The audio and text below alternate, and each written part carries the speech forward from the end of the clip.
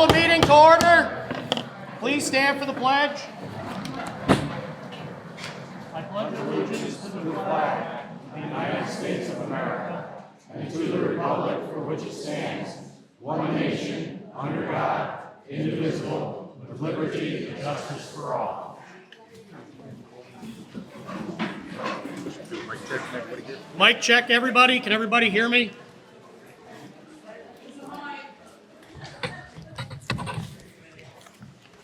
We'll jump into roll call. Andy Theobald. Here. Brad Bates. Here. Ron Poska. Here. Rich Martson. Here. Joe Franceschi. Here. Matt Tomazik. Here. Brandon Cole is also here.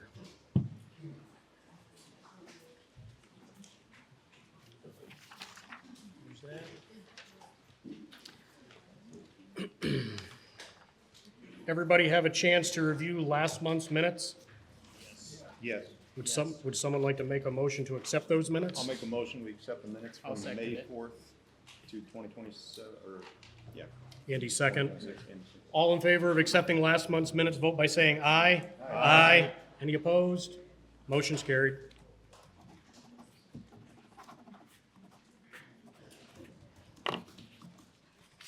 Andy, you second? Yep, Andy, second.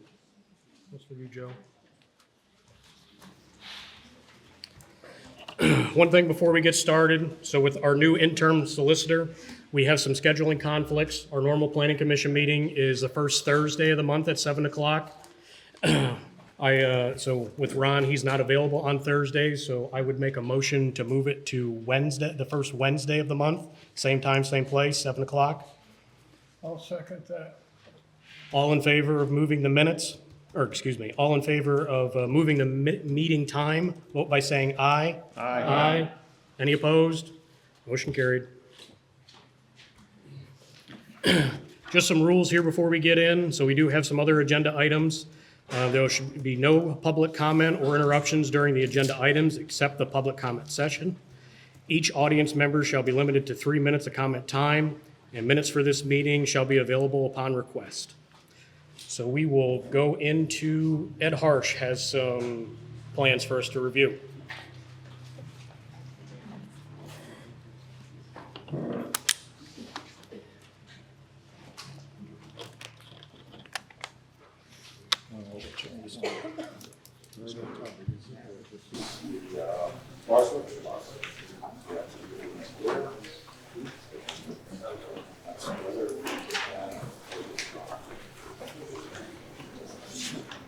I submitted this subdivision application 6 months ago. If you recall, what we're doing at this time is extracting all the land on Waswich that is located on the west side. Route 170. The parcel contains about 5.3 acres. At this time, we're doing a waiver request on it because of the current site conditions, the flood hazards. There is no suitable spot to procure a septic system, so we're just gonna do a waiver request. The comments came back from Wayne County. They did. Plan waiver.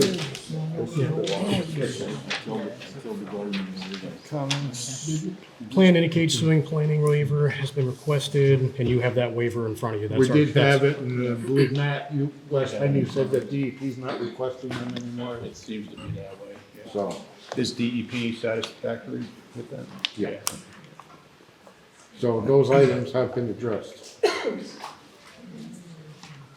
So outside of that comment from the county, does any other commission member have comments for Ed here?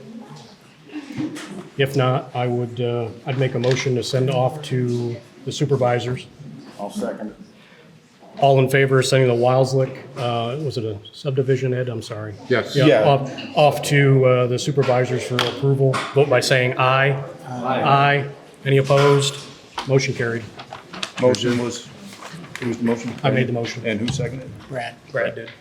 Who seconded it? Brad. That was the first one. We'll get them stamped after. Yeah, we'll stamp it. Okay. Second one was Here, we'll put that one away. Zygon lot addition. Carl and Mary Zygon currently has a 1 acre parcel there on top of the mountain. What they're trying to do is, in order to settle the estate, they're gonna add 8 acres to the existing 1 acre lot, which already supports an existing dwelling, water supply and septic, to make a total of 9.017. At this time, same thing, we're doing the waiver request on the remaining lands. And I believe. So there was comments back from Wayne Let's see County. what- Looks like we had 2. Let's just verify that the tax map numbers of the adjoining properties On the are opposite- satisfied. On the opposite side of the road, they've changed them now to 0209. Okay. Which was the comment from the Let the record county. show, Yeah, yeah. let the record show. The tax map number, Okay.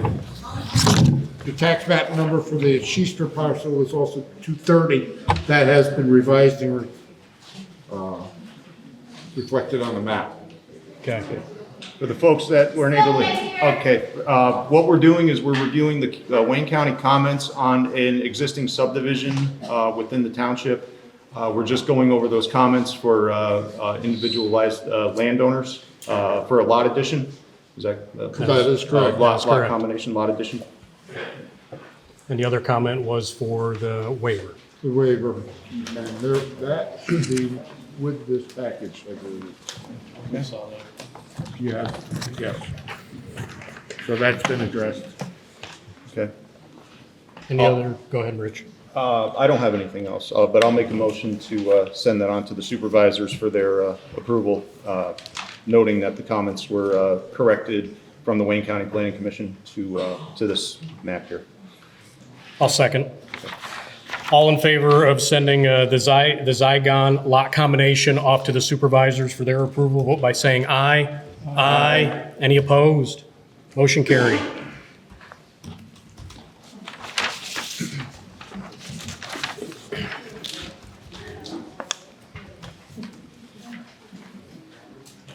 Hear that? There you go. That's done. Record, please. Which file was that in? This was the Zygon. This was, that's like, I don't know what. Oh, That's why. So then let's go for this.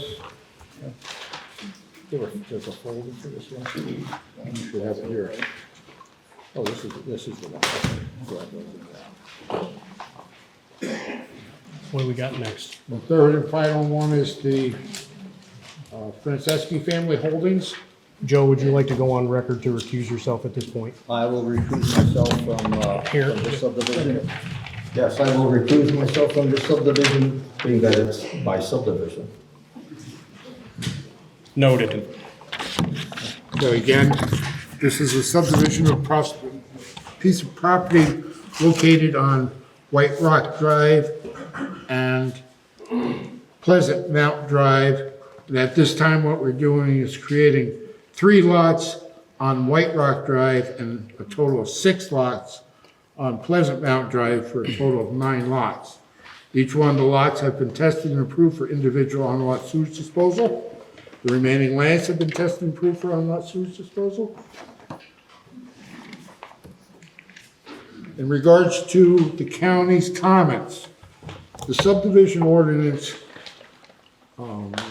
reads that in a total or cumulative development of more than 10 lots, the subdivision is to be considered a major subdivision. However, the only thing we're lacking on the definition of the major subdivision is that the improvements need to be installed. Well, there are no improvements with the exception of the monumentation for the lots. That has been done. So we've talked to Attorney Treat and Township Engineer, which they commented on, and both agreed that this should be considered as a minor subdivision, not major.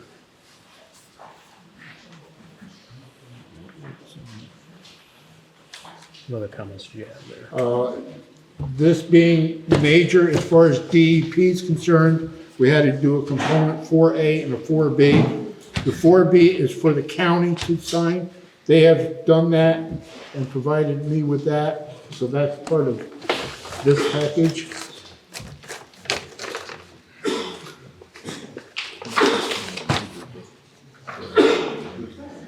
It's not a, Ed's calling it a minor because there's nothing being done. There's no roads, there's no infrastructure that needs to be installed prior to the major. It's just a cumulative number of 10. So you're looking for final approval? Yes. Instead of a two-step process. Yes, that's right. Do you have any comment on that? No, I think that's probably the right interpretation. That's the interpretation I would give it if I were the township solicitor at the time, so. Would be a minor. Would be a minor, but treat it as a minor in this respect. Yep. And I think you can proceed with going and giving it, recommending final approval. The Okay. final call will be up to the supervisors, but Yep. from our perspective, I think Okay. the recommendation should be final approval. That's 9 lots, right? There's 9 lots. We're proposing 9. Yep. But in the past, there's been multiple lots. The 9 now would exceed the 10. So once you exceed 10 lots from 1972 is when the clock starts ticking. As per the subdivision land development ordinance, they are all above 2 acres regardless, so, Yes. yeah, okay. So going on the advice of our solicitor, treating this as a minor subdivision, I would make the motion to send the Franceschi subdivision off to the supervisors. I'll second that. All in favor of sending the Franceschi Family Holdings subdivision off to the supervisors, vote by saying aye. Aye. Aye. Any opposed? Motion's carried. Thank you. Thank you. Okay, Mr. Harsh, is that all? That's all I have for tonight. Very good. Thanks, Ed. Thank you, Ed. Thank you.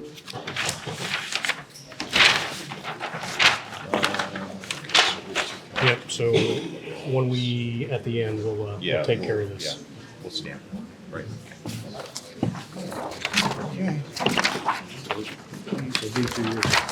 Yes. Very good. Thank you, Ed. Thank you, Ed. Thanks. Have a good night.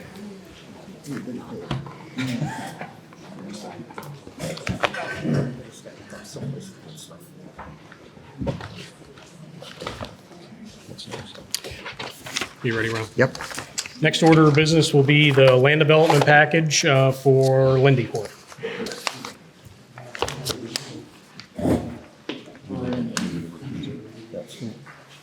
I'm going to recuse myself. Here, hold on. I only got so much. I'm going to recuse myself as my employer has interactions with Lindy from this project. Noted. I'm going to recuse myself also because of some business dealings with Lindy. Also noted. Let the record state 2 planning commissions, Matt Tomazik and Joe Franceschi, are recusing themselves from this the subdivision land development ordinance, or this land development proposed by Lindy Court.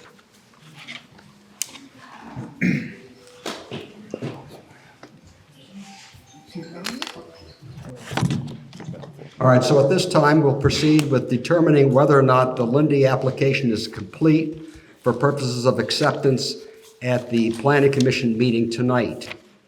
So we'll ask Lindy to present the plan to the Planning Commission and go through the items to check off whether or not it's complete. Can you do that? Yes, thank you.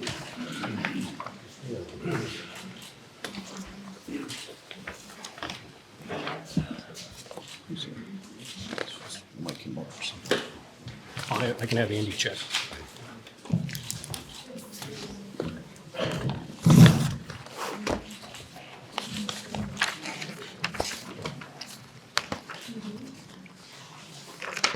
Thank you, sir.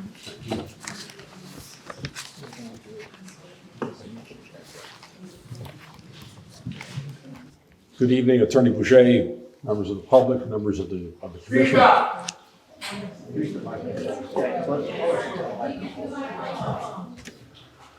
Can you hear me? No.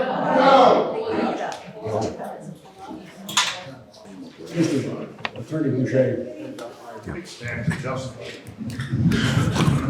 that or pick the microphone up and speak right into it.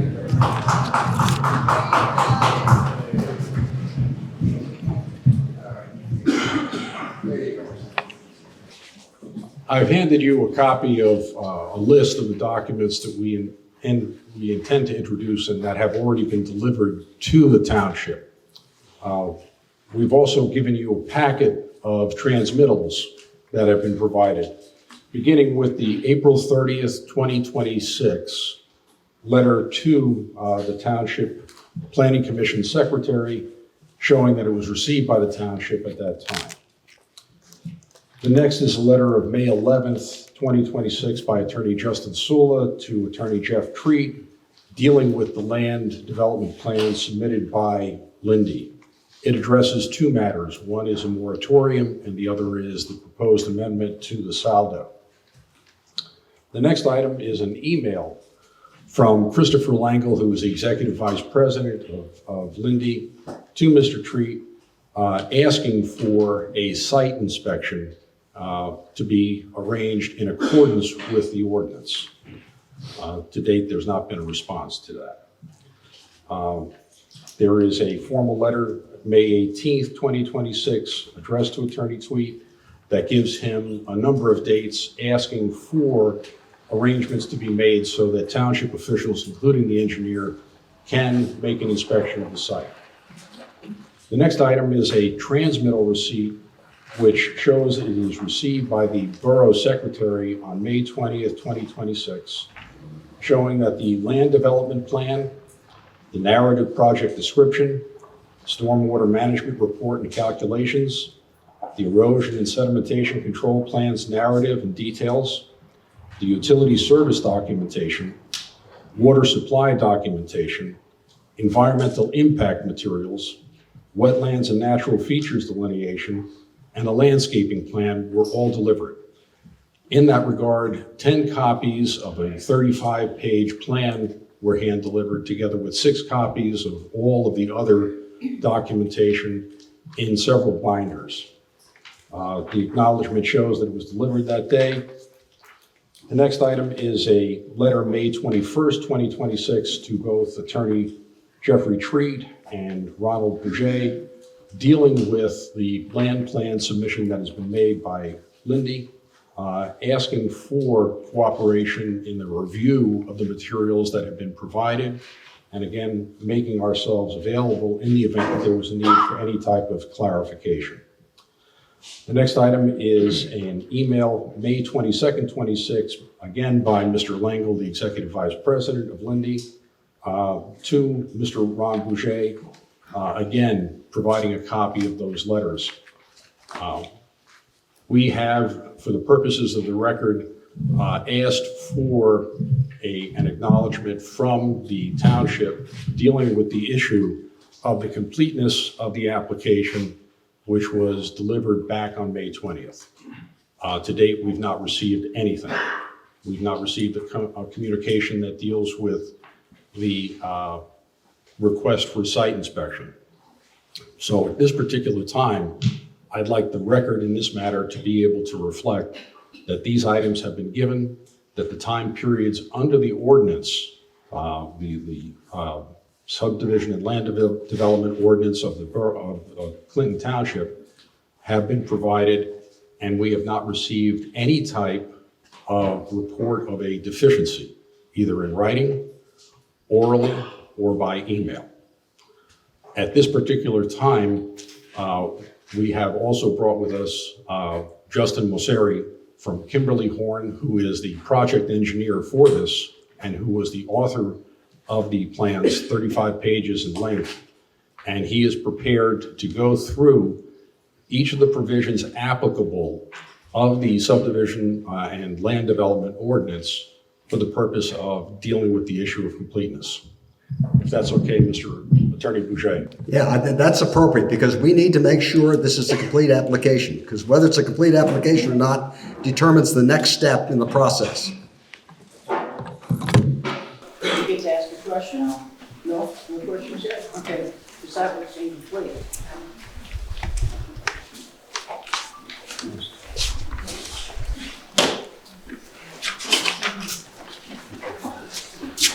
course, you've been so nice.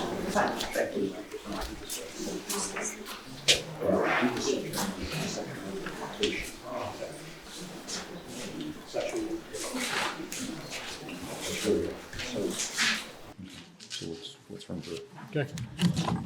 All right, so let's run through section 1 for completion, if you can. And what we're going to do is we're going to follow the checklist that I just provided to you. Okay. Mr. Messeri, can you state your name for the record? Sure. Justin Moseri, last name is spelled Moceri. I'm the civil engineer of record. I work with Kinley Horn. And Mr. Messeri, you're familiar with the Salvo compliance checklist for Clinton Township, Wayne County that we prepared for this project? I am, yes, correct. Okay, so we're going to go through, sorry about that.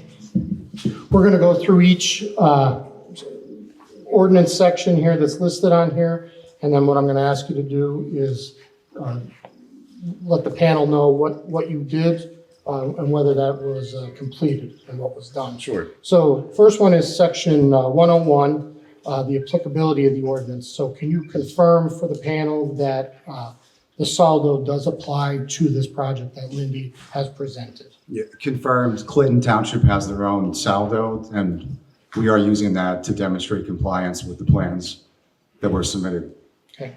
And then pursuant to section 102.1A, the Planning Commission has the authority and the plans were submitted to the commission. Is that correct? That's correct. Okay. Section 102.1B, the improvements shall be made in accordance with the provisions of the ordinance, and with that, you provide the required infrastructure approvals. So the plans that we submitted do provide design and locations of the required improvements. Obviously, the approvals are still pending, which is one of the reasons why we're here tonight. And then section 102.1C, plan approval and recording required. So the recording and not acknowledgement. The recording blocks, that would be if the plan was approved, correct? That's correct. Upon final plan approval, we would request signatures from the appropriate parties and then record with the Wayne County Recorder of Deeds. Section 301, plan processing procedures, the application package submission. That was completed, correct? Those were followed per the Salvo requirements, correct? Section 302.4A, a pre-application meeting was requested. Notice was provided to the township. Just to clarify the record, you did not make that request. Attorney May, earlier, if you heard his testimony. I did. That request was made by Mr. Langell, correct? That's correct. Let me just interrupt you. You're talking about sketch plan areas, that certain different sections of the ordinance don't really apply to land development. I think we're concerned about the requirements of the land development section of the Salvo. You didn't submit a sketch plan, correct? No, this is not a sketch plan. Right, so we're not worried about sketch plan. Sketch plan doesn't apply. What applies is whether or not you've submitted a complete application for land development. And I think it goes into, just a minute. It goes into the checklist that I think was provided by, that Attorney May ticked off here earlier, and whether or not the township feels that that's all complete, and then go into the section 4, the 4th section of the ordinance to make sure that those other things are all on the plans. Well, Attorney Bourget, there's some overlap from section 3 to section 4. If you read the Salvo, there's certain things that if you're doing a sketch plan versus a preliminary plan, there's some overlap. We only have a couple more things in section 3, and then we'll get into section 4. So for example, the one we just talked about, you need section 302.4A, for the meeting, that would be part of that. That would take you into the 400 section. So that's why what we tried to do is follow it in a numeric sectional order, if that makes sense. If you look, you have the thing in front of you. We only have a couple more till we get into the 400s. I'm not disagreeing with what you're saying, but there's things within the sketch plan portion of the Salvo that need to be covered, because there's, if you review the Salvo, you'll see where that transition goes, where there's certain requirements in the sketch plan part that do apply within the preliminary plan. So all I would ask is if you just bear with me, I have a couple more we'll go through, and then we'll be in the 400s. And if there's any questions that the panel has, we'll be more than happy to answer them. All right, let me say this for everybody's edification here. We're going to go through and determine whether or not this application is complete. It's a critical aspect of what we're doing here tonight. After the applicant presents that, whether or not it's complete, the planning commission members and myself may have some questions about this and make some comments, etc. But after that, I think we will open the floor to public comment only on the issue of whether or not the application is complete. Now, I know all of you are here probably concerned about making statements likely against the project, etc. That's not what we're here for tonight. There's going to be a question. There's going to be, I'm going to give some recommendations. I mentioned Friday night that my recommendation to the Planning Commission would be to hold a public hearing on this, at which time the applicant would present all aspects of the plan to the public, and at that time, the public would have opportunity to make comments and hire lawyers and participate as a hearing. There are different requirements for public meetings than there are for public hearings. This is a public meeting. So the only public comment that will be entertained on that particular motion will be, is the application complete? So go ahead. Thank you. Mr. Rosario, so the next one is section 302.4B, existing resources and site analysis plan, which was prepared per section 402.3. Is that correct? That's correct. Okay. Next one is section 302.4D, pre-sketch conference can be combined with the site inspection. And as it was testified earlier, that was requested. We just have not, that has not been scheduled, correct? That's correct. Okay. Section 303.1.1, the submission was made 10 days before. Attorney May submitted that on May 20th. Our submission was made, which at the time, the June 4th was the date of the meeting. The meeting was continued to today at their request, but at the time, on May 20th, that was 10 business days before. Is that correct? That's correct. Okay. Section 303.1.2, we submitted the required plan documents pursuant to the transmittal that was submitted of record by Attorney May, correct? Correct. Okay. Section 303.1.3, there was a application fee in the amount of $2,500 that was submitted. That was done back in April 30th, I believe. Is that correct? That's correct. Okay.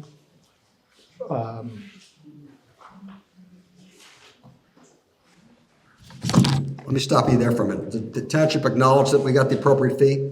Yeah. Okay, go ahead. Bear with me 1 second. Are you going to the secretary? Just skip that. Okay.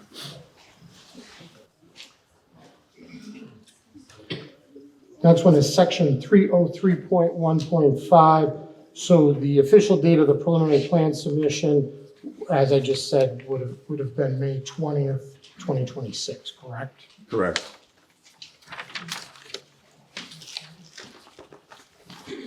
Section 303.1.6,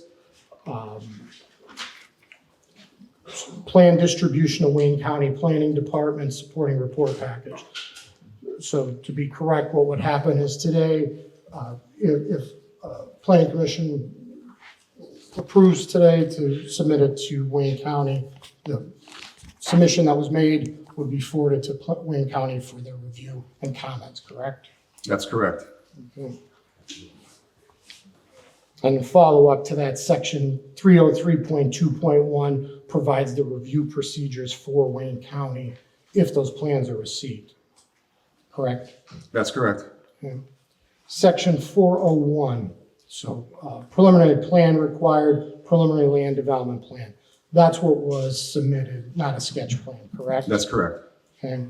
Section 402.1, preliminary plan submission requirements. A complete plan set, preliminary plan set was submitted to the township. Is that correct? That is correct. Section 402.2, required preliminary plan information, preliminary engineering site data. That was submitted in this package, correct? That's correct. Both plans and any reports, stormwater, for example, were submitted as part of the package.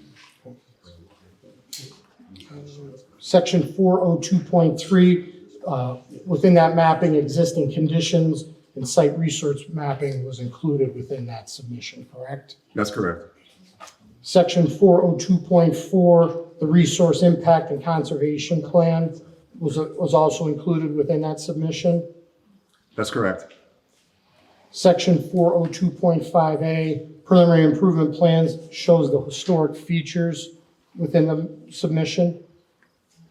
If any were applicable, yes, correct.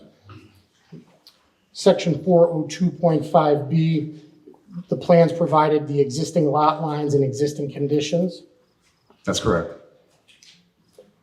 Section 402.5C provided any proposed streets and site layout plan. That's correct. Just to note that the streets are not public, they're private, but yes, they are shown on the plans. Thank you. Section 402.5D, that was the stormwater management plan that was included in the submission. That's correct. Section 402.5F was the will serve letter from the water. We provided will serves, I believe, for both water and sewer.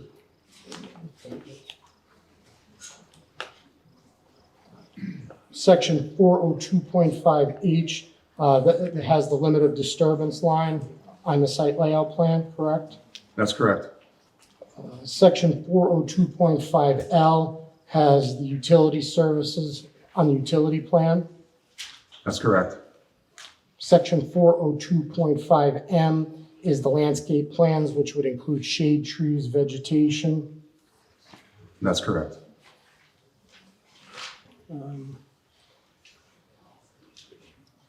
Section 402.5N, signature blocks, an approval block sheet. Those items will be added to the plan. Okay. Section 402.501, zoning district designation, zoning data table that was that's not required because this is not a zone township, correct? Correct. The same applies to section 402.502, zoning district boundaries, because there's no zoning, that's not applicable. Correct. And section 402.503, nearby zoning boundaries, that's not applicable as well, correct? Correct. Section 402.5P1, project name, and it is included in the title block in the submission. That's correct. Section 402.5P2 shows the ownership interest in the submitted documents. That's correct. Section 402.5P3 provides the developer information. That's correct. Section 402.5P4 references the municipality in the submission. That's correct. Section 402.5Q, your professional seal was submitted with the plans provided to the municipality. That's correct. Section 402.5R provides the revision blocks for the dates of the plans as submitted. That's correct. Section 402.5S, the key location map was provided in the submission. That's correct. Section 402.5T, the north arrow was included within the submission. That's correct. Section 402.5U. There was a scale notation in the submission, graphic scale. That's correct. Section 402.5V, the adjacent property owners were identified in the submission. That's correct. Section 402.5W, the property street address for the project was included in the submission. To the extent we could provide one, yes. I don't believe an address exists for the site. Because it's a vacant property. Correct. Yes. Section 402.5X, you included the deed book page number for the project. Correct. Section 402.6C, draft deed restrictions and covenants. They're not included at this time, but at a later time if necessary. At this time, they're not required, but if in a future submission, we will include them, correct? If warranted, yes, correct. Section 402.6D, offers of dedication submitted. Same with these, there's no dedication documents required at the point of this submission. Correct. 402.6E, existing dedication documents, easements were depicted on the submission documents, correct? They were correct. Section 402.6F, proof of legal interest submitted, recorded deed ownership evidence, that was also depicted on the submission, correct? That's correct. Section 402.6G1, the engineer's statement for water system adequacy and the water utility engineer letter, that has been submitted, correct? That's correct. Section 402.6G2, preliminary water system design provided, that was included in the water system plans, is that correct? That's correct. You touched on this earlier, section 402.6G3, the will serve letter from LRBSA that they'll provide sewer through the public sewer system, is that correct? That's correct. And also under section 402.6H, the sewage disposal documentation, the planning package was submitted with that as well. That's correct. Section 402.6I, you listed the public utility, environmental, or other permits required, and what permits were applied for at this point. That's correct. Section 402.6J, for erosion and sedimentation, ENS, can you tell the panel where you are at this point with that? Yes, the ENS plans have been prepared and submitted as part of the preliminary land development package. The report has not been completed yet. That'll be completed as part of the MPDS permit application we intend to make in the future. Section 402.6K, stormwater, drainage stormwater management plan. You also performed the stormwater plan and calculations. Those were completed and submitted, is that correct? That's correct. Section 402.60 is dealing with the highway occupancy permit application. Can you tell the panel what the status of that is? That process typically starts with the applicant requesting a scoping application with PennDOT. That has not been scheduled yet, but it will be shortly. Okay, at this time, I'm going to ask the planning commission members, since they've had these plans for some days, whether or not they've examined the application and the plans and determined if in fact all those items that were ticked off by the engineer here have been in fact provided to the township. So going by what we received for plans and everything, yes. But as we just discovered, erosion and sediment control submitted, you say that's still, sorry. You say the erosion and sediment control submitted the ENS plan, that's, at this point, that is incomplete, that is my understanding? So the plans are complete. The report has not been provided. I don't think the Salvo requires the report to be provided for preliminary land development plan. I believe it just states the erosion and sediment control plans only. Sorry. That's for submission for approval by the Wayne County Conservation District. In our Salvo, right? here, it states you have approval by Wayne County Conservation.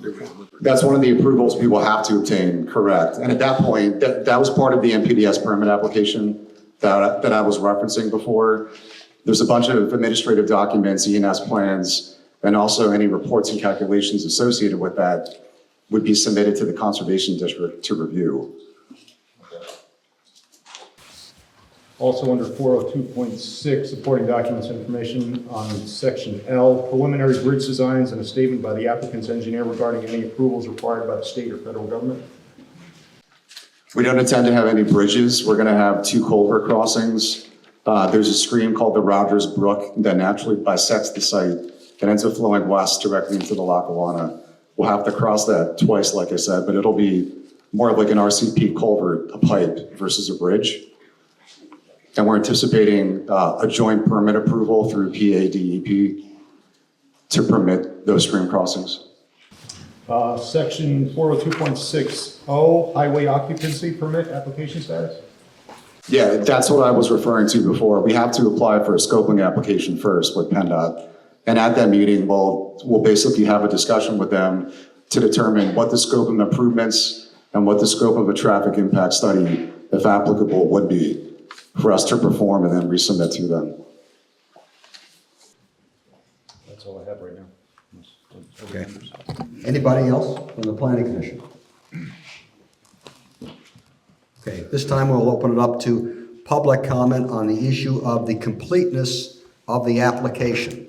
We're going to do this orderly. If there is anyone who wishes to be recognized, you'll raise your hand and be called on by the chairman. Doc?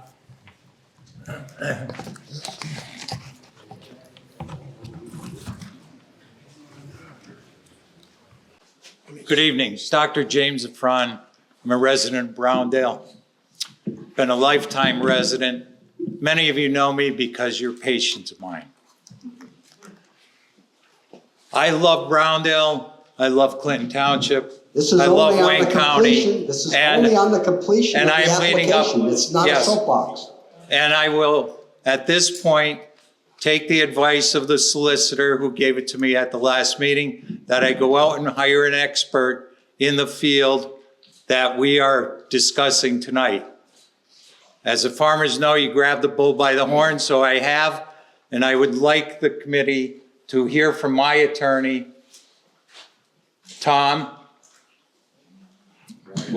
Tom Wyatt, would that be allowed, Yes, we'll Mr. recognize Chairman? Mr. Wyatt on your behalf if he wants to go up and take the microphone. Thank you.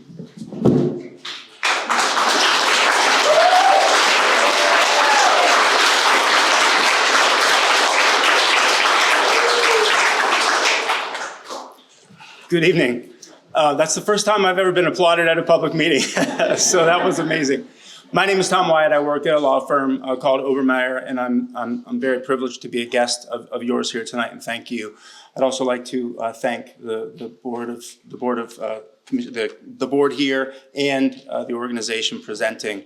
So as I looked at the submitted application, I believe a lot of hard work has gone into that application that I admire and respect. But I would also submit to you, there is a big difference between a submission to this commission and a completed application. And there are a number of things that I'd like to raise tonight. And again, I don't want this to go on too long, but I think these are very important things for the commission to note. This is a very helpful list, which I appreciate. And again, it's indicative of hard work. But I would note that some of the deficiencies are as follows. One of the deficiencies I don't see on this list, and that is 4.023G. And as I understand it from our review, the view shed analysis is not complete. Most importantly, or secondly, section 306.2.2C requires 6 copies of the 537 plan. Was that submitted? We have the signed transmittal from the borough secretary for all the required plans. Behind the the commission members is. Oh, I might be misspeaking, Yeah. Attorney May. The sewage planning under Act 537. We have a will serve letter from the Lackawanna River Basin Authority. Right. And so what I would point out to the commission and the community is that is a very good step, but that is a far cry from the kind of process that will be undertaken by these engineers and by the DEP to make sure that the incredible amount of waste that's going to be sent out of this facility can be handled under state law. And also, I would point out that federal law would require a permit, an IPP, an industrial pre-treatment permit, which I also did not see in the materials. And so those are critical factors, not just in enabling the commission to come to a conclusion to move it forward, but to enable you to understand the impact of this very large project. And also, I think if you look at, also not on the list, and this is not, I'm not saying it's not on the list because I in any way think these folks were trying to hide things at all, but I'm raising it because 4.0272 requires this commission to do certain things with projects like this, with respect to noise, with respect to traffic, with respect to air, with respect to a hydrological study. Now, since I didn't see it on the list, I don't want to presuppose that those materials are not somewhere on this table. However, I would commend to you that they're vitally important documents that need to be exist and studied by this commission and observed by you before this application should move forward.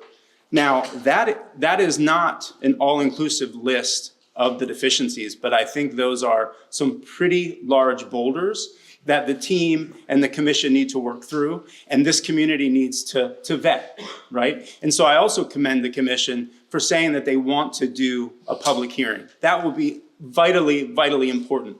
But I would just say to the commission and to you, that public hearing it ought not take place under due process and good sense until this commission and you have all of the information that's required in the submission, which you do not. So that being said, I'd like to turn it back over to the commission. All right, Tim, I want to go back on that now. I want to make sure I'm clear as to what you're saying that you believe is deficient about the application. Yes, sir. You mentioned a 402.3G, is that correct? 402.6.H. 402.6H.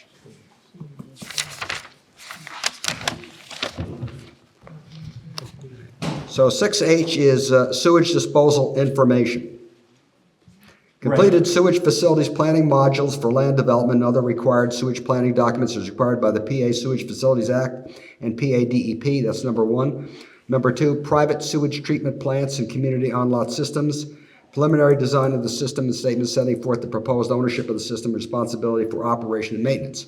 So I'll ask Attorney May, can you provide an answer to whether or not the applicant has complied with that section 402.6H? Our position is that the will serve letter by the Lackawanna River Basin Sanitary Authority fulfills that requirement, and I would defer to Engineer Mosseri. What? Didn't hear that, sorry. What was that? Do you mind repeating the first part of that section again that you read off before? 402.6H, number one, says completed sewage facilities planning modules for land development or other required sewage planning documents as required by the PA Sewage Facilities Act and PA DEP. So either you provide a module if it's on site or other required sewage planning documents required by the Sewage Facilities Act or DEP. So we are proposing public sewer and not on-site, if it helps to answer part of your question. We have uploaded documents to DEP Sewer Planning Department has a website in which you can upload documents for planning. We have uploaded those documents for public wastewater treatment to DEP's upload website. Okay, but you have your will serve letter. Correct, we have a will serve letter that demonstrates that the Lackawanna River Basin Sewer Authority has the capacity to treat our wastewater. Well, okay, can I see that letter? You should produce a letter? Yeah, it should be part of, do you guys have a copy of it? It should be part of the package we submitted. That was submitted on the 20th.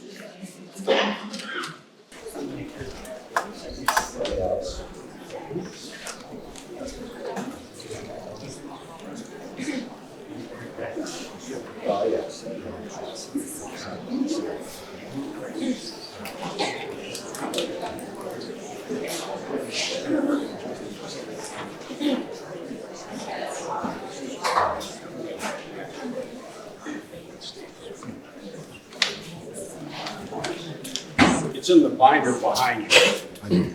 This is ours. Easier for you to find it than us.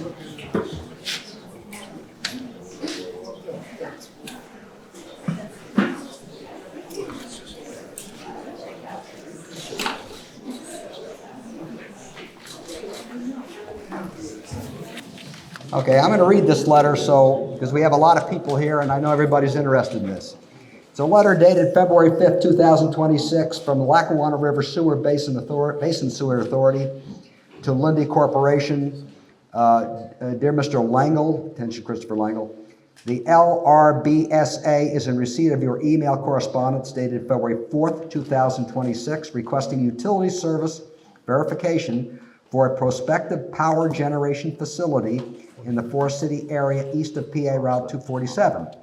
The proposed project location is serviceable by the Lackawanna River Basin Sewer Authority's Clinton Township PA wastewater treatment plant. Wastewater treatment service to the project site is available subject to verification of hydraulic capacity in the downstream collection, conveyance, and treatment systems. The developer will be responsible for the cost of any and all upgrades and improvements to the LRBSA's collection, conveyance, and/or treatment systems as needed to accommodate wastewater flows to be generated by the project as identified by the LRBSA. These costs will include, but are not limited to, engineering, construction, permit fees, administrative costs, and legal fees associated with planning and implementation of any improvements. Please do not hesitate to contact me if you have any questions, and it is signed by Michael Matichak. So that says it's available to the area, but then it says subject to verification of hydraulic capacity in the downstream collection, conveyance, and treatment systems. Mr. Solicitor, Attorney Boucher, Yeah, may I add something? sure. So there is a vast expanse of difference between a will serve letter and obtaining an Act 537 modular amendment approval. It is a lengthy and important process, particularly for a project this large. And so while they may have the hydraulic capacity, there is no way they have the biological or pretreatment capacity as we sit here right now, which is why an IPP, a federally mandated permit, will need to be obtained for this project. And furthermore, I'm very familiar with the Act 537 planning process. I'm not an engineer, but it is vitally important that this be approved before this commission moves this forward. But it is admirable and important that they got a will-serve letter, but I would note that's not what the Salvo says. Okay, next thing is, what was the next section that you pointed to that you felt was showing incompleteness? Did you want to talk, Mr. Mayor? Yeah, if you don't mind, Attorney Boucher. No, go ahead, Attorney May, go ahead if you want to respond. Yeah, I'd like to, and I'd like to be very clear about it. Speak up, we're getting paid enough, we can't hear you. Thank you, sir. Can you hear me? No. Turn the mic towards yourself. Can you hear me? Yes. Thank you. Attorney Boucher, with respect to the request for an IPP permit or a 537 plan, those are not included within Clinton Township Salvo. That which is verbatim. And I'd like to have the record very, very clear on this issue. All of these materials were submitted on May 20th. We have not received any type of review back, any type of comment back, any type of deficiency back. We would have expected at least to have something. This is the first meeting the planning commission has had since the submittal. They operate at meetings. And I appreciate that. But that's why the Clinton Township Salvo requires the information to be provided 10 days beforehand, and that there is supposed to be a deficiency report in the event that there is anything in terms of the application that's been made. That hasn't happened. So with respect to Attorney Wyatt, I certainly do admire his thoroughness in terms of addressing these things, but federal regulations and federal permits are not ones that are included within the Clinton Township Salvo. And thank you, Attorney May. And continuing with this respectful dialogue, the IPP is something that the authority will impose upon you. Trust me. But the Act 537 sewage planning is a state law, Pennsylvania law, and I do believe it is directly referenced in the section of the Salvo. Could you confirm that for me, Solicitor Boucher? It appears to me that that section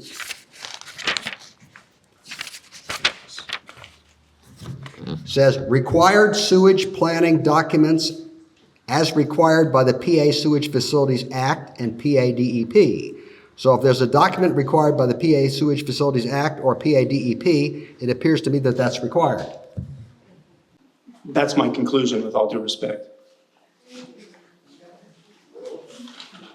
And respectfully, if it is something that the township requires to be done, or the basin authority, the sewer basin authority requires to be done, we will comply with any one of them, every one of them. We're not asking for any type of waiver, but with respect to our submission, we contend that the will serve letter fulfills that, especially with the disclaimer contained in that letter that says that it's subject to the engineering to be performed at the expense of Lindy Corporation.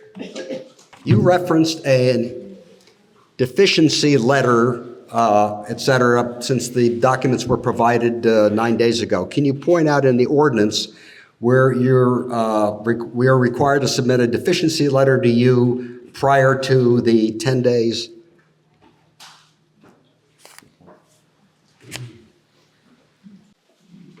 Under section 306.2.4, the land development plan submission verification and distribution, upon receipt of the land development plan and supporting data, the secretary shall verify the submission in the required number of copies. And then it lists A through C, all of the things that are supposed to be reviewed to determine whether or not there is any type of deficiency. My only purpose in saying this, Attorney Boucher, is to make clear that we've complied with the 10-day requirement and that we've not been notified that there's been anything that's incomplete. Okay, in all due respect, if you look at that section, the secretary distributes, okay, the section you're referring to, verify the submission of the required number of copies of all documents. So it's a counting process, were the numbers supplied with. Then if you go on with the rest of the section in B and C, it says the plan submission verification shall only verify that the correct number of copies of all plans and documentation have been submitted and shall in no way be construed to be a plan submission receipt. So that says, yes, we got 10 copies, but it doesn't say that they're complete. We're not saying that they should be complete. We're simply saying that we've delivered them and we've not received anything during that 10-day period of time. You're not going to get it until we have a chance to look at it and go through it thoroughly. So I don't think we're under the gun to have given you any letter prior to tonight. And much as I appreciate that, there's still a reason for the 10-day period. The 10 days to count the numbers, because make sure we have enough here to look at it, and we've checked off that initial checklist that you provided, the basic documents. Whether those documents satisfy all the provisions of the required application is the second step, and that's what we were looking at tonight. And I appreciate that. We don't ask for any type of waiver of it in any way, shape, or form. Yeah, and we can't give you a conditional recommendation saying that we could recommend approval subject to you providing A, B, and C at a later date, because sometimes that occurs. But we're looking tonight as to whether or not this is a completed application, not just numbers, okay? Understood. All right, so let's go to the next thing. What other section or sections, Attorney Wyatt, do you think are not complied with? So I would turn your attention, Attorney Boucher, to section 402.7, parenthetical 2. Let me catch up there a minute. Would you like me to repeat it? No. Is that the additional information? Additional information? That's right. I think you'll find if you read that aloud, it's instructive with the word shall.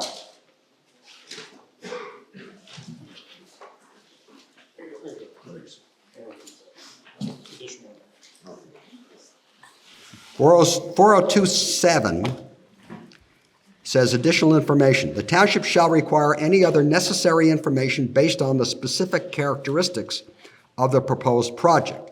Okay, that's very fuzzy and general. Can you be more specific? And this is not to be flipped, but this is an unprecedented large development in a rural community. And so, Everybody recognizes that here tonight. yes, sir. And so having understood the obvious, I think that there's going to be noise issues associated with this situation. There's going to be traffic. There's going to be air issues. There's going to be hydrological studies that are needed. There's going to be impacts to the environment that I haven't had the opportunity to read the impact study. Yes. So I believe that if you look at the unique characteristics of this project, and then you look at that section where it says shall, I would submit to this commission that you are mandated to look at those items. Okay, let me respond to that and give my legal opinion. The planning commission make their own decision when they take a vote on this thing. 4027 is not part of 4026. 4026 talks about supportive documents, plans, information that shall be submitted with the preliminary plans for major subdivisions, and in this case, land development. So anything in 4026 has to be submitted.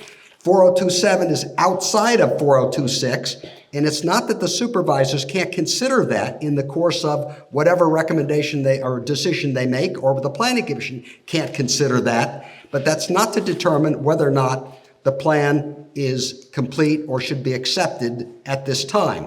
That's my legal opinion to you. 4026H, however, that's another story, okay? So my opinion, I don't think 4027 applies to determine completeness. Okay. All right? Thank you. That's it? No, and then in addition, 4.02.3G, which is also not on the list, not being an engineer, but having consulted one, I don't think the viewshed analysis is complete, or if it's there. And maybe Attorney May or his team can correct me. 4023G is what you said? Yes, sir. All right, that says, for all major subdivisions, an existing resources and site analysis plan shall be prepared to provide the developer and the municipality with a comprehensive analysis of existing conditions, both on the proposed development site and within 500 feet of the site. Conditions beyond the parcel boundaries may be described on the basis of existing published data available from government agencies and from aerial photographs. Planning Commission shall review the plan to assess its accuracy, conformance with municipal ordinances, and likely impact upon the natural and cultural resources on the property. And then it goes on to detail the following information shall be included in the plan. So let me turn it back to Attorney May and say, have you provided an existing resources and site analysis plan, and does it comply with this section? Yes, there is a plan that's provided there, and I believe there's even a separate viewshed analysis plan that shows the locations of Google Earth photos that we're taking from abutting streets looking into the site. It should be 4 individual photos in addition to those locations of the photos on an aerial plan. Okay. I don't recall what sheet it is, but it is there. All right, so let me say this so people don't get ahead of themselves here. It's my recommendation tonight that the Planning Commission does not make a recommendation on whether or not the supervisors should approve this with conditions or not. It's my recommendation that the Planning Commission set up a public hearing at which time we can hear as much as we can about this proposed development.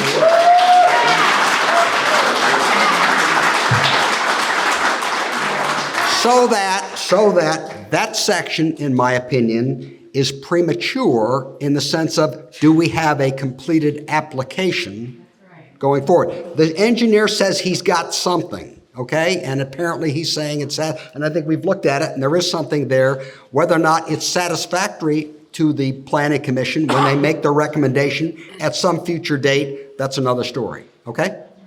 Let me respond to that.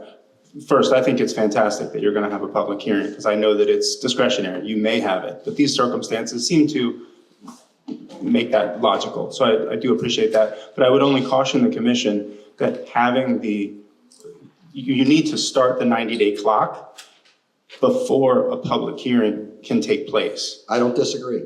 And so what I'm saying is this application needs to be rejected as incomplete for numerous reasons discussed, but most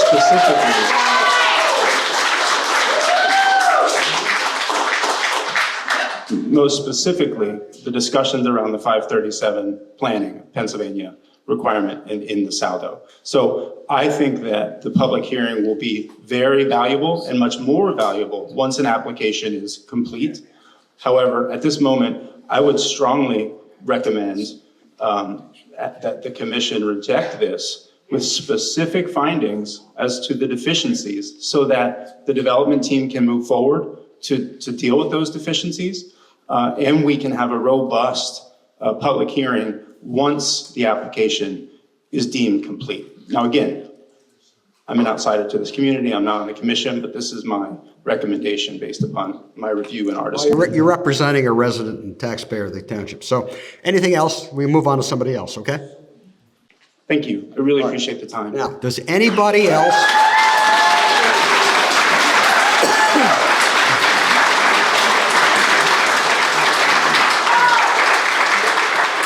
Anybody else have a public comment on whether or not the application is complete only? If you do, raise your hand. The chairman may call on you, and then you can go to the mic and make your statement. Mike? As the application complete. The application complete in repealing our constitutional rights on Pennsylvania Article 27, because it says you can't buy it, sell it, give it away, or change it on anybody who lives in the area. I haven't heard that address. Everybody's mentioned it, but just went on to something else. We have to deal with that first. If we have no constitutional right, there's no point in keeping our own. That's it. Okay, in all due respect, I didn't quite understand your comment or how it had anything to do with whether or not the application is complete. Is the application complete and satisfying the repeal of that which protects us? I still don't understand what you're You don't talking want about. to understand, that's what it is. No, listen, sir, you should go to the microphone so everybody can hear you. Is the application complete? That's the question. It satisfies the removal of Article 27 protecting us. Where is Article 27 in the You're ordinance? a lawyer, look at it. It's Yeah, right okay, there. It okay. says it right there. All right, We're gonna move on. Katie? Can I need to go up there? Yes, please.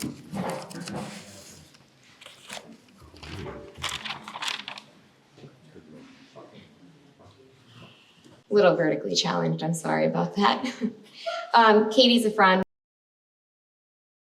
I do have two questions, and Mr. May, I do not try to be an attorney. I really don't want to be an attorney after this, and I'm just a dentist who cares about their community environment. So if these questions are out of turn, please forgive me. I do not have the legal knowledge or realm to really be asking probably some of these questions, but I think it at least deserves to be asked.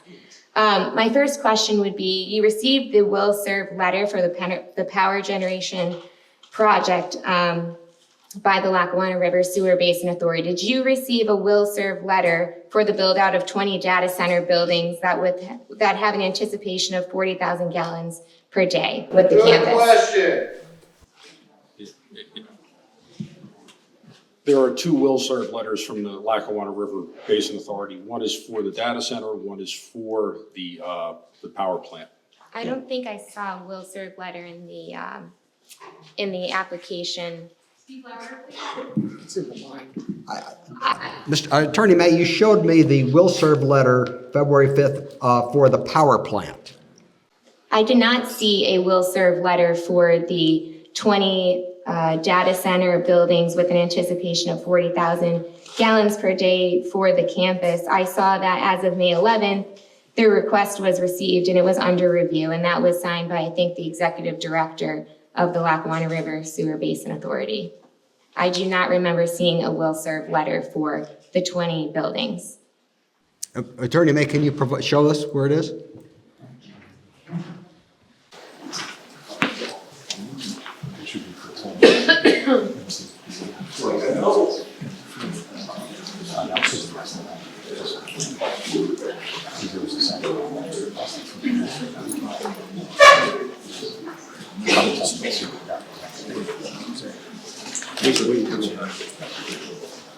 We can produce it.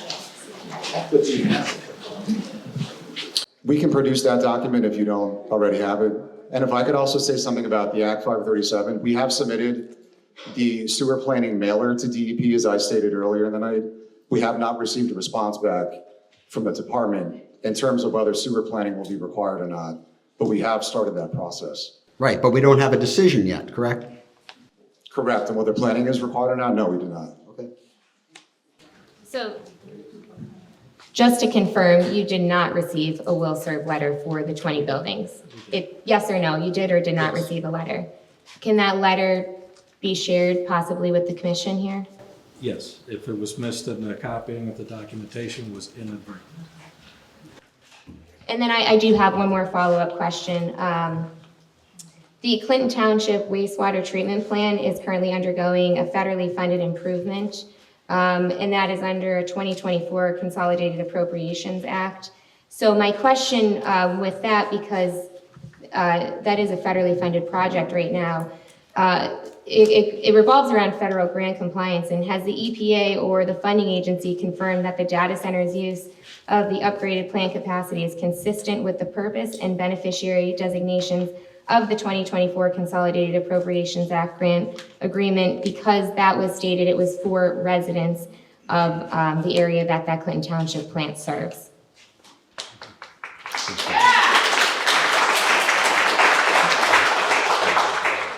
So that was not in what was submitted, and I just want to see this. So we do have the will serve letter. If that was not submitted, as Attorney May had stated, we will submit that to you. But we do have the physical letter here. Okay, but you didn't submit it before? Correct. It was inadvertent, but that's correct. Must have slipped your mind. And that's the will serve letter for the 20 buildings, is that correct? Yes, that's correct. Does that also include the administration building? Sorry, my question was, there's an administration building, and does that include the administration building as well? So it does. The employees that use the administration building are the same employees that are serving the data center, so you don't have to double count the wastewater that's generated by that building, if that makes sense. It's the same people. Is it 20 plus 1, or is it just 20? It's just 20. It's just 20, yeah. 20 includes the administration building, is that correct? No, so there are 20 data center buildings. There is an additional 21st building, which is for administration, but the same people working in the data centers are the same people that are also in that administration building. They just go back and forth as needed. It's not, there aren't additional employees on the campus. But does that 21st building have sewage? Correct, but it's not additional waste because it's from the same employees that are already on campus. I guess I'm saying, like, it doesn't matter whether they use a bathroom in the administration building or a bathroom in the buildings. It's the same person that's using that bathroom. Okay, I understand your position. We may not necessarily agree with you, but I understand your position. All right, anything else? No, I would just like an answer on that question, though. Has the EPA or funding agency confirmed that the data center's use of the upgraded plant capacity is consistent with the purpose and beneficiary designations of the 2024 Consolidated Appropriations Act grant agreement? And Mr. Bourget, I understand this may not be part of what is required per your saldo from 2008, I believe. But I think it is important to note that the beneficiaries stated were the residents of the plant that it was serving. Okay. I don't disagree with you, but I do think it's not an issue for the completionist of the submission. However, it is something that the Planning Commission and the supervisors should take when they make their recommendations or approvals. Thank you. No further All questions. right, anybody else?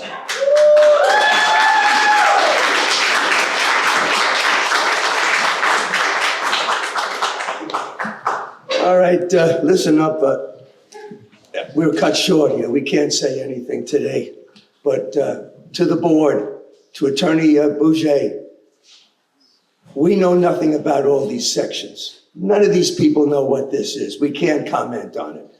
What we want to know now is, when can we have a meeting where all these good people can come and speak of all of the problems that this is going to create for us? I'll answer that right away. Give it to me. Sure. It's at that public hearing that I've talked about and said that, in my opinion, I will recommend that the township supervisors give you at the appropriate time. Do we have a date? No, let me explain this. And I think everybody up here is on the same wavelength.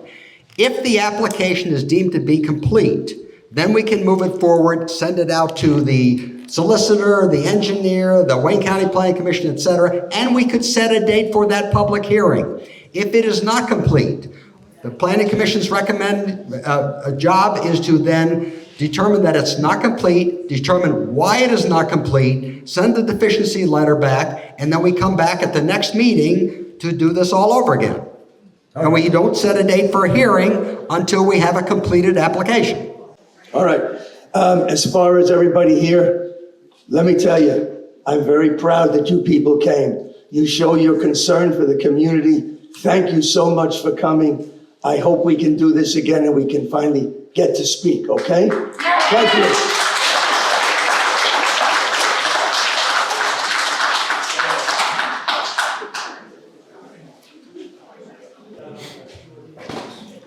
This is for the minutes. Who gets the minutes? This is just. You can ask that they put in, they'll see if they're going to put it in. Okay. Go ahead. Thank you. Yeah, you're welcome.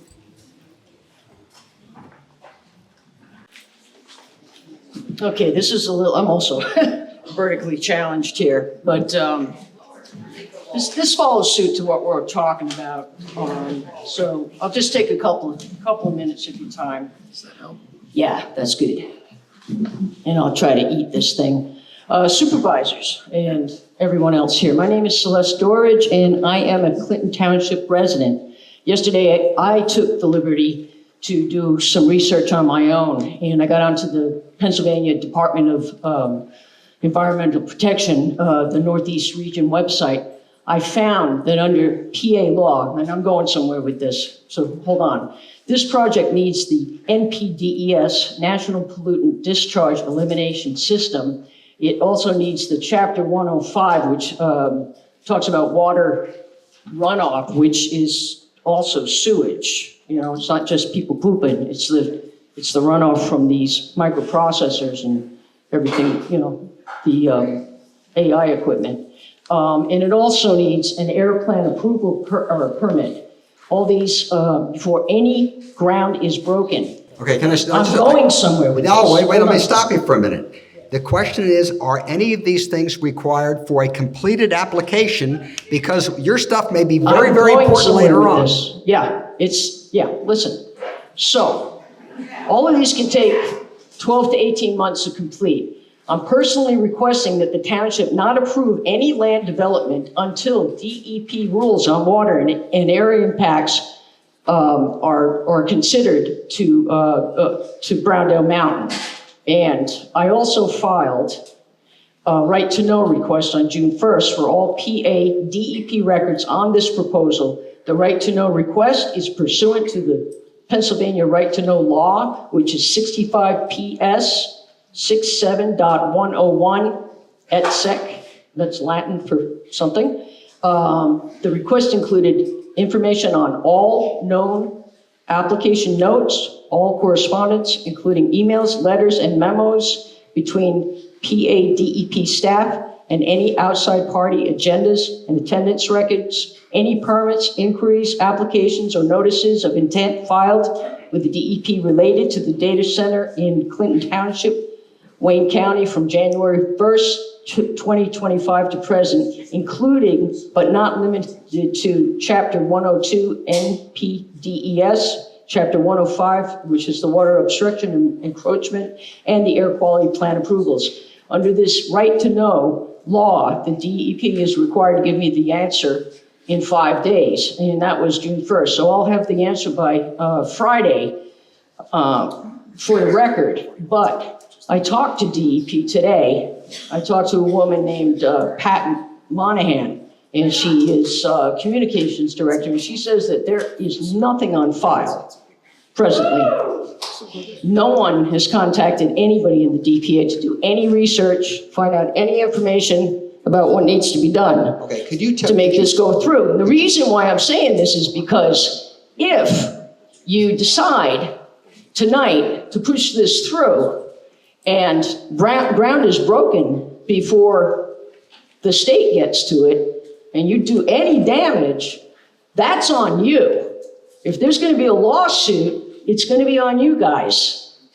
Okay? I don't think, in all due respect, I don't think you heard what I said before, and I said that it's my recommendation that they not take any action on this tonight. And all I'm going to ask you now is, in all due respect, I believe that what you said is not relevant for tonight, maybe relevant later on, unless you can point to me a section of the ordinance that says anything you just talked about is required for a completed application.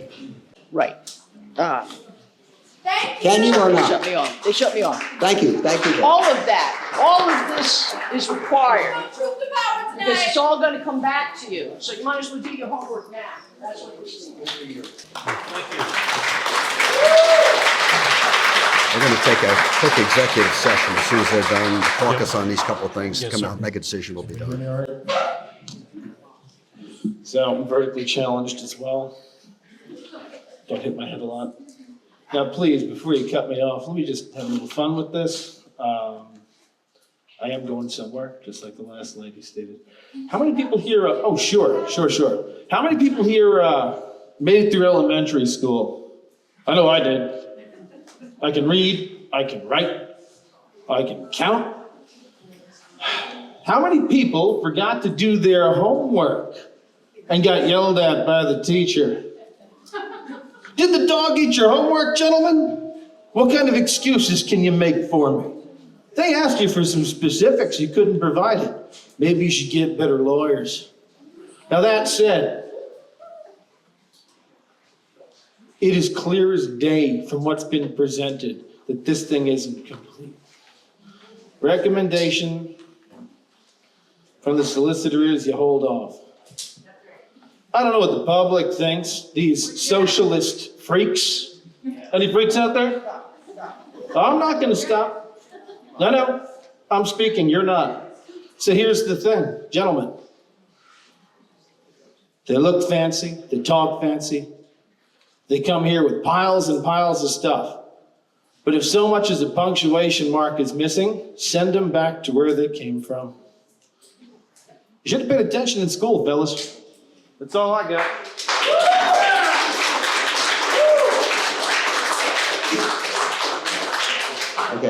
Okay, so is there one more comment? You want to make a comment on whether the application is complete? Is that right, sir? Get up there. Go ahead, Thane.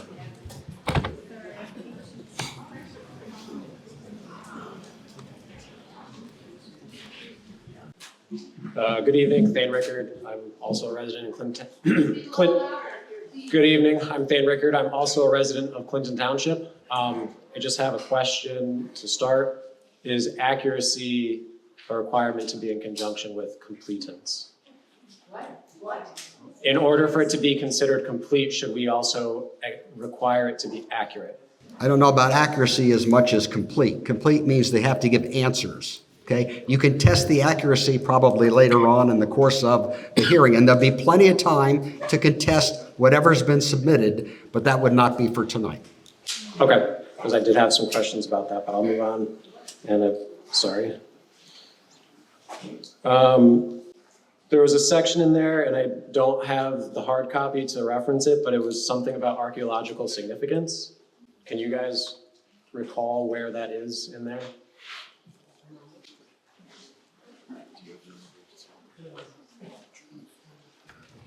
I think they have to identify if there's any areas of archaeological significance with the plan. You want this? Thane, is it in the Salvo, or are you talking about what was submitted? It was in what they had submitted. Okay, Yeah. so it's a submission. Yes. Do you want to check 402.5A?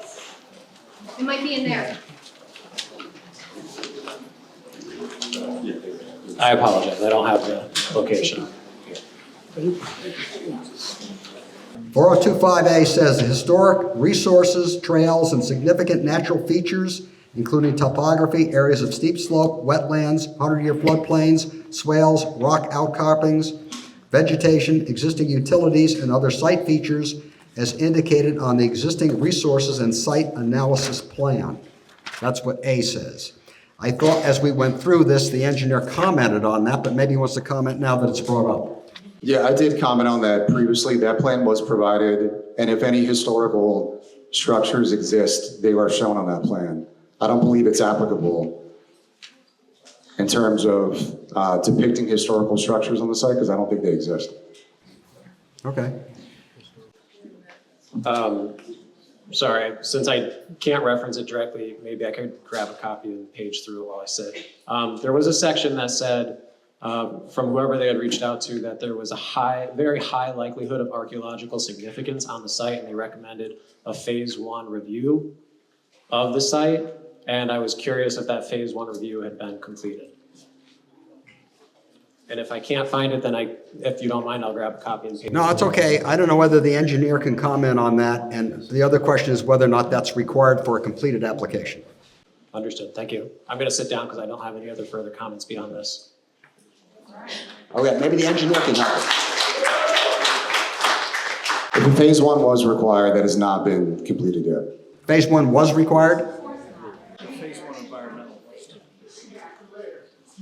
This is for historical, cultural and historical. There was a cultural report that identifies some structures. I think it's in that other one. I believe the information is provided to you. I just don't recall offhand whether the phase 1 was required or not. That was done by a different consultant.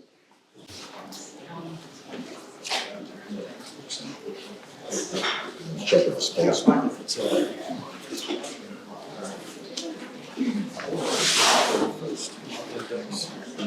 Research and PA state historical preservation. Yeah, they're looking for that letter. So we have that. And it did recommend the secondary visit.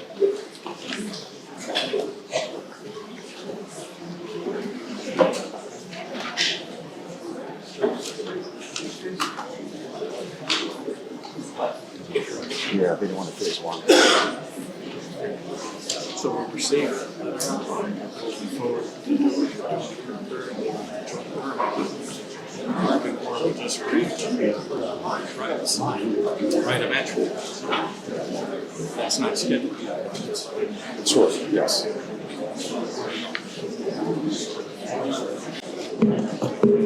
So there was a letter submitted from the Pennsylvania Historical and Museum Commission. They came back with feedback that they do want to see us perform a phase 1 survey to potentially attempt to locate any historical features that might exist on site. Can you provide me the section of the ordinance? Do you guys have that?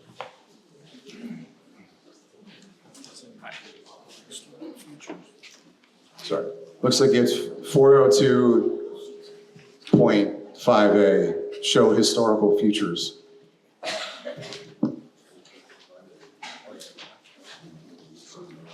Okay. All right. Anybody else next?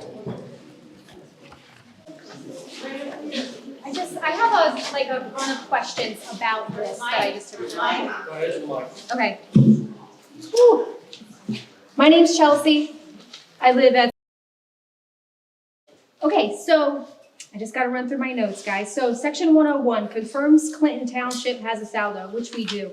So I'm wondering which is the specific version of that saldo that you guys are looking at that applies to you guys in this proposal. Sorry for not having good vocabulary. It's our original saldo that was adopted in 2008. So it's the OG. It doesn't say draft on it. It's just the straight original. Yes. Okay, thank you. All right, and then that 402.5A, that got me thinking really quick there. So international building codes adopted by Pennsylvania mandate that local or state building code official must require a geotechnical investigation if they are suspecting shifting soils, undocumented fill or subsurface voids.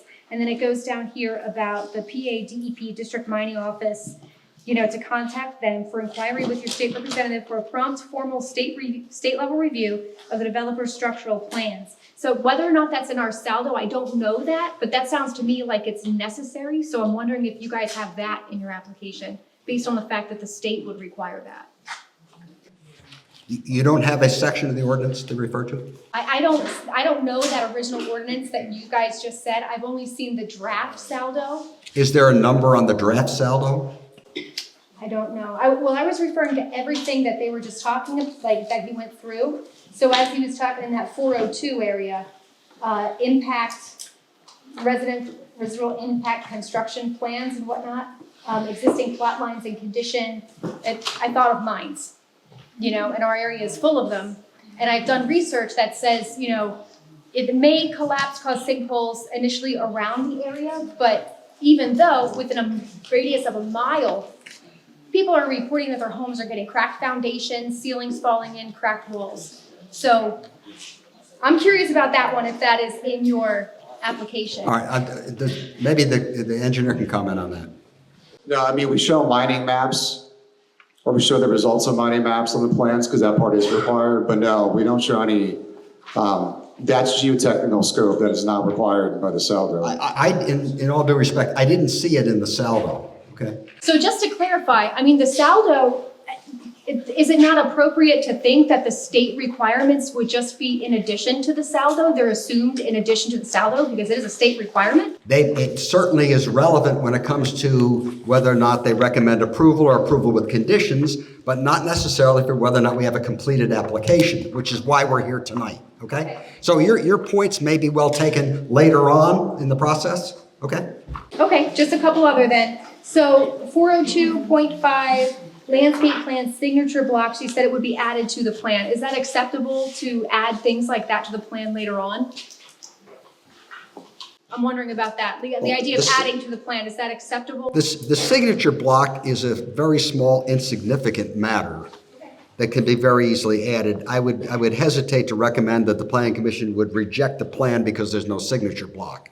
We want to get to the meat and potatoes. If there's something significant, and we hear a lot of things tonight, we would address that. I understand. It's okay. So, because I don't know what's significant. I understand. Understood. So, okay, so 402.5P2, ownership interest, project name, ownership interest, development info. I wonder if this company is registered to do business in Pennsylvania. I saw that there's a company that's in Texas.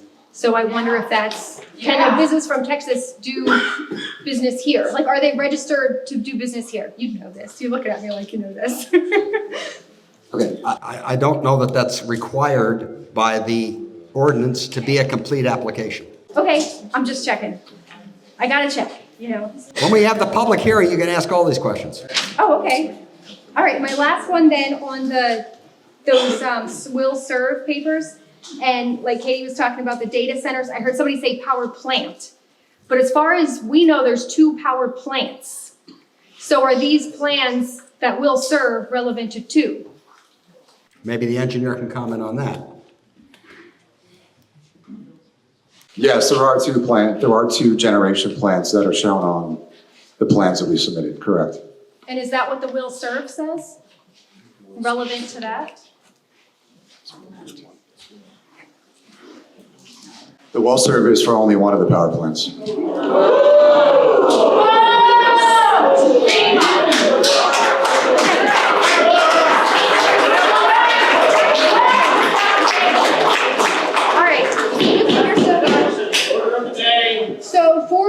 2.3G, and I'm probably saying this wrong, but it's some sort of viewshed analysis, existing resources and site analysis plan based on, I heard you say 4 Google Earth photos. Now, I don't know what that exactly means, or maybe there's something else that I'm missing, but that's just what I heard said. So I just want to clarify that you're looking at the existing resources of that land based on 4 Google Earth photos. So there are a couple things there. Our plans do depict aerial imagery that comes from satellite photos, of course. We also have an actual survey that's shown in the plans. The Google Earth photos that I was referring to, which I should clarify, are from Street View. So wherever there's a potential proposed entrance on the site, we took a screenshot of Google Earth Street View looking into the site. Okay, thanks.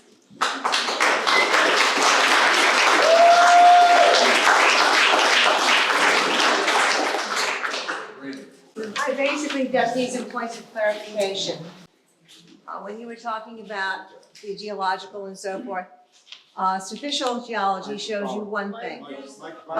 Superficial geology shows you one thing, but did you do the geology that's going down in the ground underneath where you're going to be doing the development? Did you check? We do have test pits, by the way, on the Music Ridge. They may not be up where your site is, but we do have test pits because we're looking for that thorium that nobody knows about. We are going to be doing that, but we have not done them yet, but they're not required for acceptance. Okay, that was So my yes, question. Okay. Yes, they will be done. And your sedimentation and erosion, that's all for the initial building or for when it's going to continue to build? And your water wells, are they for the cooling of your plant or are they going to be for recycling with cooling materials? So we're not proposing any wells, it's public water. So no. Public water coming from Lackawanna, Susquehanna? No, from the water authority. They get water from somewhere. That's right. I'm not sure which reservoir they get the water from. Okay, might be a good thing to include. Thank you.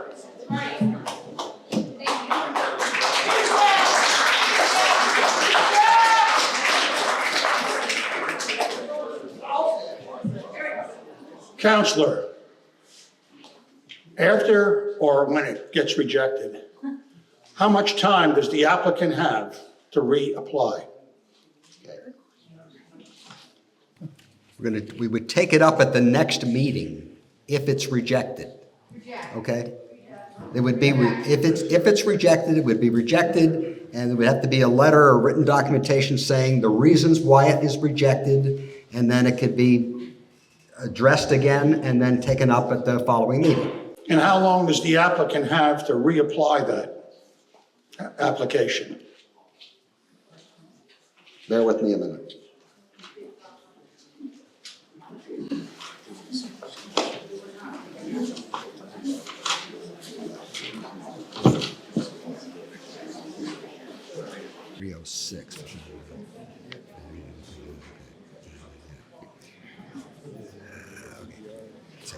The section is 306.2.5, and it's subsection A, and I'll read it. It says, if the submission is not complete or not in the proper form, the applicant shall be notified in writing of the deficiencies, and the submission shall be rejected until said deficiencies are corrected and then examined again at the next regularly scheduled or special meeting after the resubmission.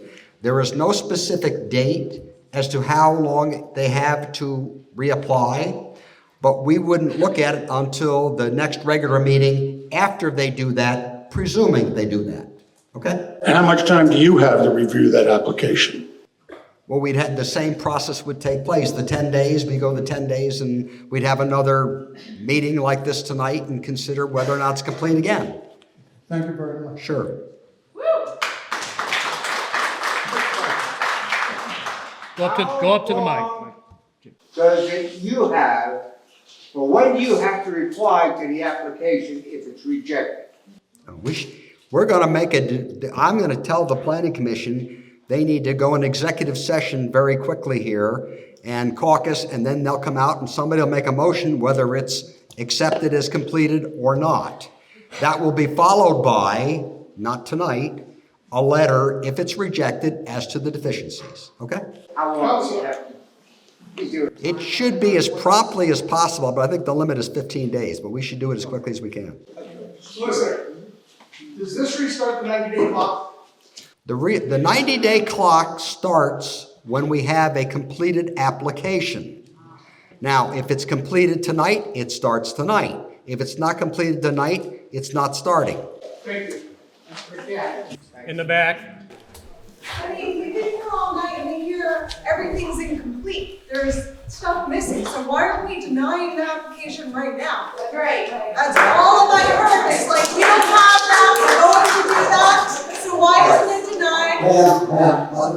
I understand your concern, and we're going to be here all night if we keep taking the comments, and maybe we have to be. But the point is this. We have to hear all the public comments, because if you bring up something else that is a deficiency that the Planning Commission thinks is a deficiency, they would put that in the letter. So when we're satisfied, we've heard everybody, and the Planning Commission will have their executive session for themselves to look at it. Then they will decide complete or not complete and determine if it's not complete, what the non-completeness is. We have to hear everybody. Yes, sir.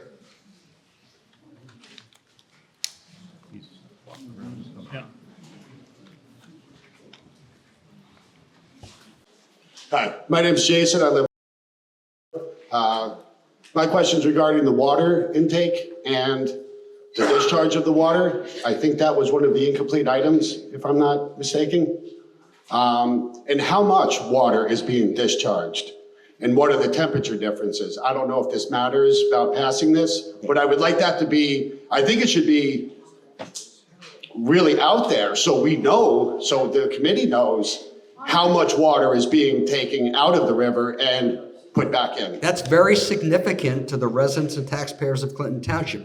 But unless it's in the ordinance as to a requirement for completeness for just tonight, we would pass on that, okay? But it'll certainly be considered in the overall process. Again, at a public hearing and later on. Planning Commission will not make any recommendation on whether to approve it or recommend approve it or not until after that public hearing and another meeting by the Planning Commission. Before I go up, is the view shed part of the requirements? What? Yes. Yes. So it's in the salary.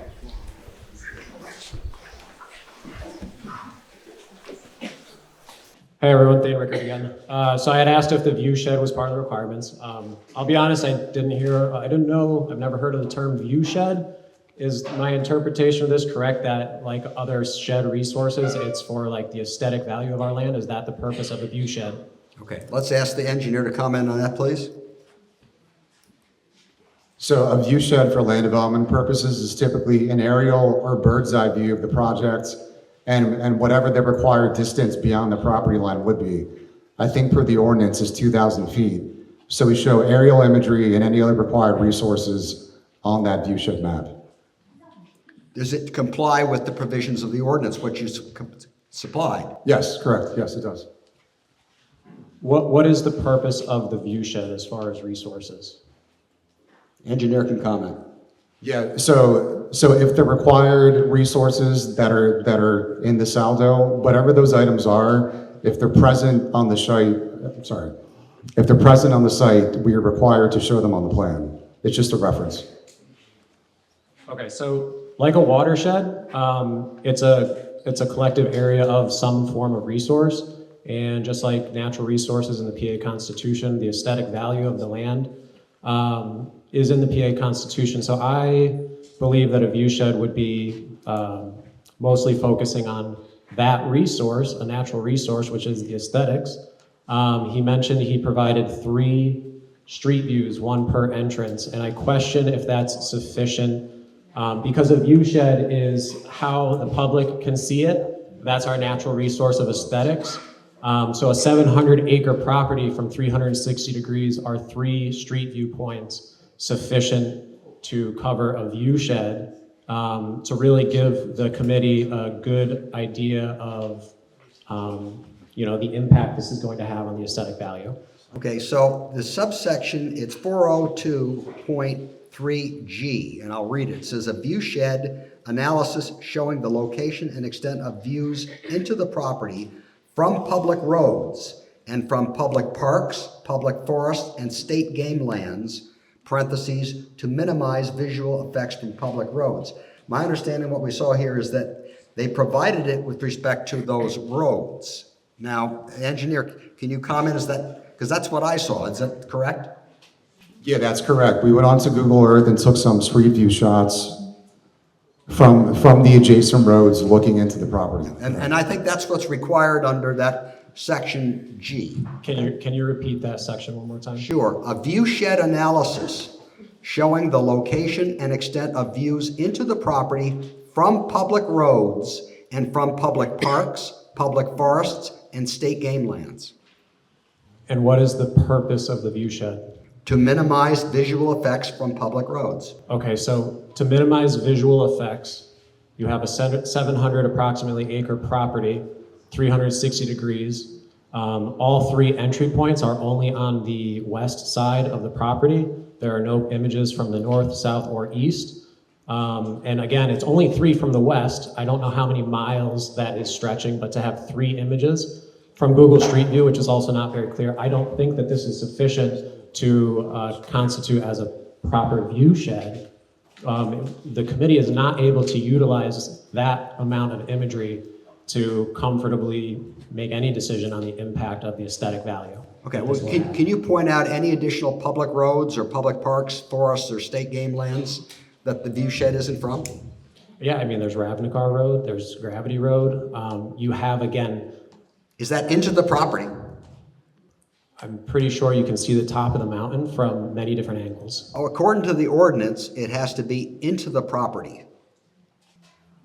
Yes, it would be into the property if you could see the property. So yeah, being that a 700-acre property can be seen from many different angles, that should be considered by the public because you have 3 points of view on a 700-acre property.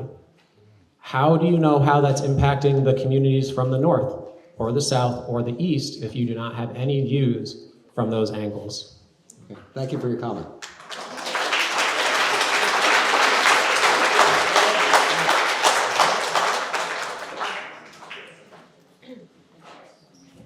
Yes, about that view shed, did you also say, Mr. Bourget, that it's public parks as well? Yes. There is a public park in Forest City, and I don't remember seeing a view from that. There's also state game lands in Uniondale that I hunt pretty frequently with my Springer Spaniel, just about once a week in the fall, and you can see this parcel from those game lands. That's right. Yep, that's right. Okay, thank you. I'm just going to speak from here to make it easy. If you reference Google Earth while looking something up, when are you looking? That's right. I mean, I've heard stories of people viewing their dead relatives still mowing the lawn on Google Earth. I think it would be responsible to take the photos in real time, not to rely on a resource that could be outdated by days to weeks to months to years. Yes. This is proof, in my mind, that due diligence is not being done, and what's happening instead is they're trying to glaze us over. I tell you what, you want to go look something up online? I bet you there's some images of me where I look like I'm thin. Really, I mean, you can find them. I promise you're there. I'm not overweight, I'm not tall, but here's the thing. Really, humor aside. Humor aside. This is just, it's an okie doke. Here, take a look at these pictures. Who took them? We don't know. Google did. That's right. Maybe Google should have put the whole case together. That is not good due diligence. You know what? Maybe we should rely on a data center somewhere. Have AI do it for us. How's that? Wrong half the time. Yes, I feel like this is a very pertinent piece of information because I had texted Scott Lindy myself on Monday, March 16th, and said, ran into your surveyor on the trail today, next spammer funding project, and that is in regards because Greater Forest City Industries was attempting to work with Scott for some things that we were looking to develop for a while. And he told me that surveyors need to set ground points for air flyover survey before leaves come on, needed for any future BAMR application consideration. But I feel like, before the leaves come on, what happens when the leaves come off for those views? Google Earth, you can't see the forest for the trees. You gotta walk the property. I just have another comment on the views. So for one, it's the ONW rail trail. So wouldn't that be considered public? That you can see that area and that we would have views from there? And also, we live in a modern time. And in terms of public views, we have drones today and people can fly up a drone and take a picture. So we have aerial views. So all kinds of times a year, somebody could go right up and have that beautiful view. So it's a shame, that it would be gone. Thank you.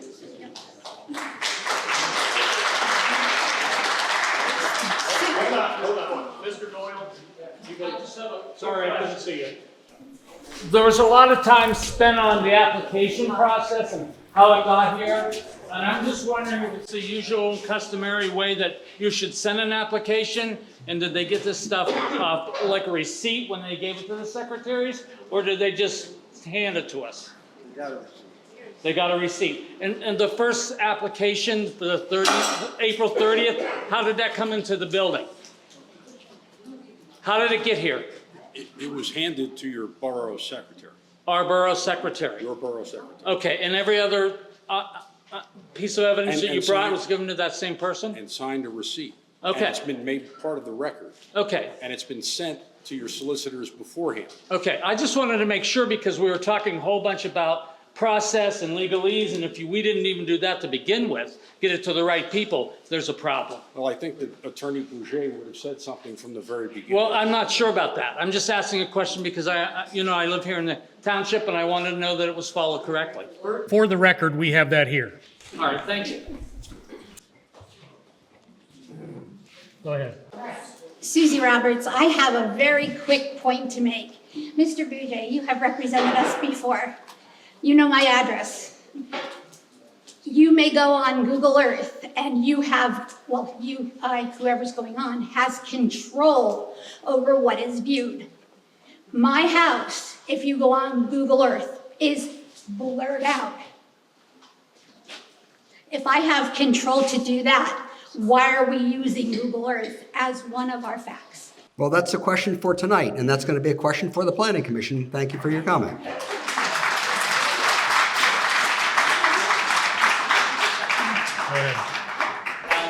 Reporter, I have a quick question for the solicitor, if you don't mind. You mentioned that the Planning Commission would be going into executive session to deliberate and caucus about this. Could you just reference what the rationale is for going into executive session rather than having that in an open hearing? Well, they want to just consider whether or not they've touched all the bases so they can come out and properly debate and make a motion. I'm just curious what the legal justification is, because I don't have the list of appropriate executive session rationales in front of me at this time. I'm just curious if there's one in particular you're referencing. That's normal procedure, sir. Okay, thank you. You're welcome. We can't, but the Planning Commission cannot make any decisions back there in executive session. All they can do is kind of clarify certain things, so they're on the same wavelength when they come out here, and then somebody will have to make a motion. No, I understand. I was just clarifying for my own purposes that was proper or regular. It's allowed. Yeah, one more. One more quick, I'll probably say it from here. Ridge lines, steep slope protection, no development any steeper than 25% grade. Is that part of the application process? So you have to prove they have to do those? I don't think, the engineer can comment on that, but I don't know that you have to prove certain. For the application? Yeah, I think the question is the application complete for tonight? Now, Right, is this part of that? do you have a section? I don't. We do show steep slopes on our natural resources plan. So yeah, if any steep slopes are present, they can be mapped based on the survey information we received from the surveyor, that we can map it in CAD. And there are shades of color provided to those slopes based on on the slope range itself. But there's nothing in the application process that says if your slope is greater than so much or whatever, it's an incomplete application, correct? That's correct. That's not present. So that would be something later on to consider, okay? Again, it's a kill for. Listen, a lot of the stuff may seriously affect the application if it gets denied and reapproved later on or whatever else. But right now, it's not an issue, okay? Are they gonna be coming back for our public hearing, for our public meeting? They're all coming back for the public hearing. They have to present at the public hearing and satisfy the public what they intend to do from A to Z. And then the public will be able to make comments and to a certain extent ask questions and delve deeply into this. It's also my recommendation to the Planning Commission, when the time comes, we have a completed set of plans, put this on the website so everybody can have access to it and look at it and be careful to go into it thoroughly. Because as I said to you Friday night, our plan is complete transparency to the taxpayers and residents of Clinton Township. At this point, I think we ought to go into executive session.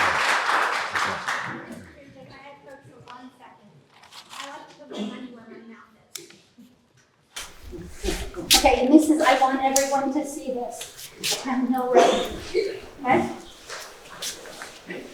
I live on 8th Town Hill Road. Completely blurred out. You guys can see too, because this is what. That's acknowledged for the record, thank you. And that's. At this time, we're going to go into executive session.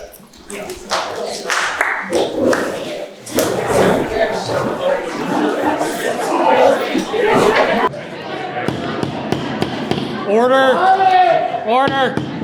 We're now back from executive session. We've heard all your comments and we appreciate them. At this time, would any of the members like to make a motion on either acceptance or a denial at this time, or rejection, excuse me? I would like to make a motion that we deem this submission incomplete due to section 402.6H, section 402.3G, section 402.5A, and section 407 or 402.7 of the Salvo. I'd also second that motion. Roll call vote. At this time, we're going to do a roll call vote. Brad? I agree with Andy. Ron? Yes. I agree as well. Yes. Motion carried.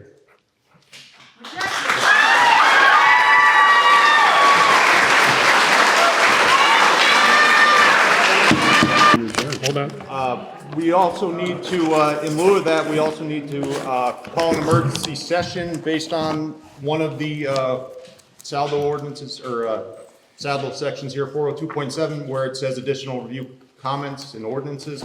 We have to, as the board, have to review existing ordinances based on the comments that were given tonight, so we have to do that through an emergency session, so that's part of our homework.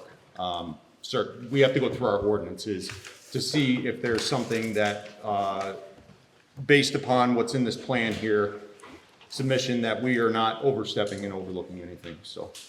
Are you making a motion? I'm sorry, I make the motion for the emergency session. Go ahead. I'll second Rich's motion.